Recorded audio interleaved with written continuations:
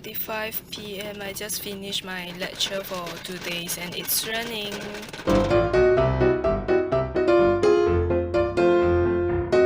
I'm in the rental house and I'm so tired.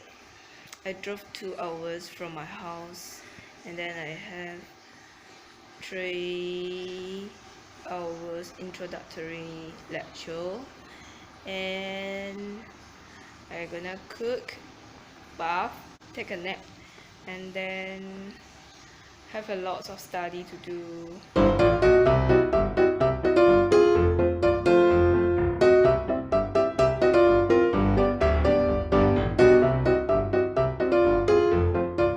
Just wake up from afternoon nap.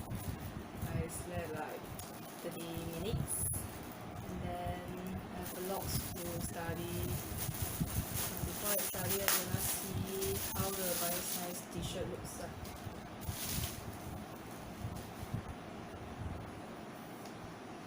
I got this t-shirt this morning. This is bioscience t-shirt and it's really cute because look at the single cell here. Loaded the MSG for all the strand for this semester. MSG mean monosodium glutamate. No lah, it's module study guide. So I got 4 modules for this semester.